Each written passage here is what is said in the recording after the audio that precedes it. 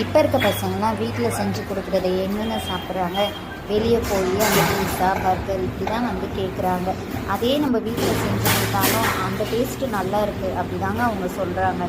சரி, என்றைக்கோ ஒரு நாள் ஆசைப்பட்டு கேட்குறாங்கன்னு சொல்லிவிட்டு நாங்கள் பீஸா ஷாப் போயிருந்தோம். அங்கே போயிட்டு ஆளுக்கு ஒன்று வெஜ்ஜு ஒன்று நான்வெஜ்ஜு ஒன்று பீஸா ஆர்டர் கொடுத்துருந்தாங்க.